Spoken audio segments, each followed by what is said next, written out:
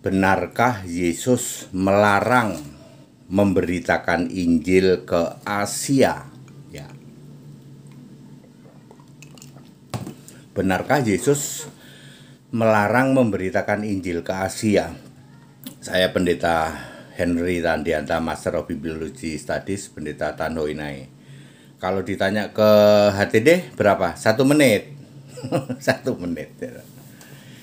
Gini, saya diberi tayangan, Pak HTD, benarkah Yesus melarang memberitakan Injil ke Asia? Ini sudah 3 hari, Pak, mereka memperdebatkan itu. Ya, berarti Kristen yang masuk Indonesia itu dari mana itu? Itu pasti Kristen palsu katanya.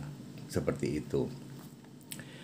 Bapak Ibu Saudara, kalau Anda membaca Kisah Para Rasul 16 ayat 6 dan 7, Kisah Para Rasul 16 ayat 6 dan 7, Paulus dan Silas rencananya pengen ke Asia ya, tapi dilarang oleh Roh Kudus, tepatnya Roh Kudus mencegah.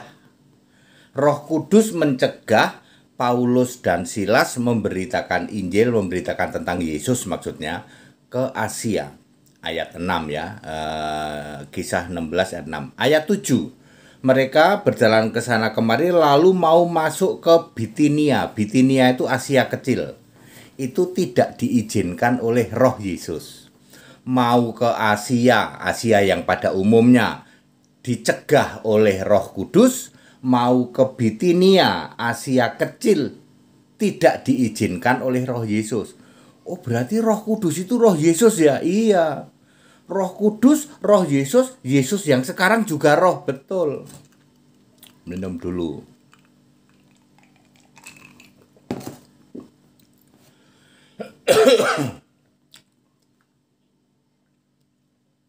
Lalu pertanyaannya, kalau begitu benar dong Pak Pendeta Tan, berarti Yesus melarang Paulus dan Silas memberitakan Injil baik ke Asia Kecil, yaitu Bitinia. Bitinia ini daerah Laut Hitam menghadap ke Laut Hitam.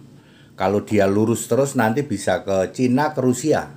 Kalau dia agak nyerong ke kanan bisa ke Asia yang disebut Irak-Iran. Ya, Irak-Iran kan masuk Asia juga.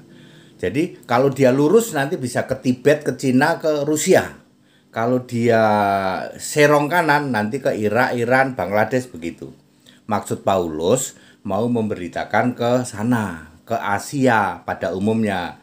Dicegah oleh Roh Kudus. Lalu dia mau mulai oke lah kalau gitu Bitania dulu. Tidak diizinkan oleh Roh Yesus. Jadi benar Yesus yaitu Roh Kudus, Roh Yesus itu melarang lah, gampangnya lah, melarang. Siapa yang dilarang? Paulus dan Silas memberitakan Injil di Asia, baik Asia Kecil maupun Asia pada umumnya. Lalu akhirnya Paulus dan Silas kemana? Ke Troas dan ke Makedonia. Lalu pertanyaannya, kalau begitu, kalau benar memang Yesus tidak mengizinkan memberitakan Injil ke Asia, bagaimana Injil bisa sampai Asia? Yang tidak diizinkan oleh Yesus siapa? Paulus dan Silas. Tetapi Yesus mengizinkan Petrus menginjil ke Asia Kecil dan Asia pada umumnya. 1 Petrus 1 ayat 1. 1 Petrus 1 ayat 1. Aku Petrus, Rasul Yesus ya. Menulis itu ada yang beberapa tempat dia tulis ya. Lalu disebut Asia Kecil Bitania.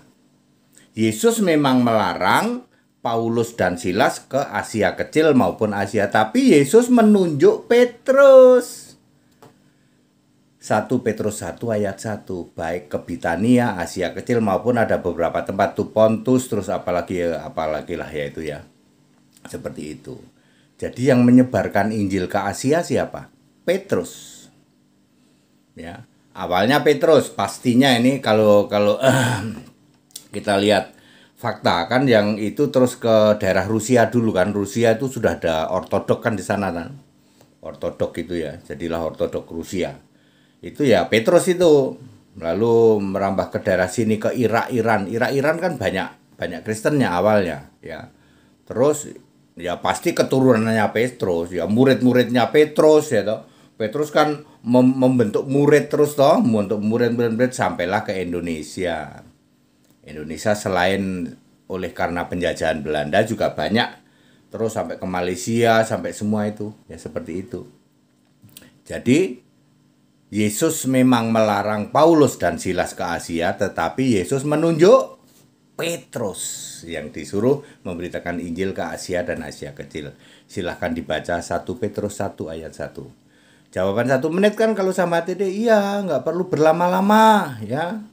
Ya seperti itu ya. Dan di samping nggak ada gunanya, juga Anda menghujat-hujat akhirnya. Ya kan? Menghujat-hujat itu dosa loh. Menghujat dosa, nyebar bau mulut. Udahlah. Tanya aja sama HTD 1 menit ya. Kalau sama HTD itu 1 menit ya, langsung selesai.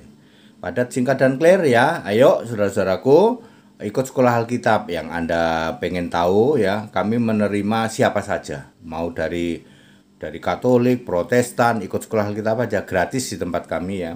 Termasuk dari luar Kristen yang mau ikut sekolah nggak apa-apa, cuman biar paham aja kok. Ikut tanya jawab begitu ya. Ya termasuk malam hari ini ya, saya akan dialog lah, mau disebut dialog boleh, mau disebut debat boleh, dengan saudara-saudaraku dari sahabat Bang Yuma ya. Kami sudah sering kok berdialog sama Bang Yuma, ketemu juga ya seperti itu. Ya ini yang disebut mengedukasi ya, mengedukasi supaya kita memahami ya. Tidak mungkin ada ketemu kesamaan iman, nggak mungkin, wong berbeda kok. Tapi supaya saling memahami sebagai NKRI atau saling menghargai, saling menghormati seperti itu ya. Nanti malam kami akan ada dialog dengan sahabat Bang Yuma itu ya. Orang-orangnya udah saya kenal semua, saya udah ketemu semua kok. Begitu ya.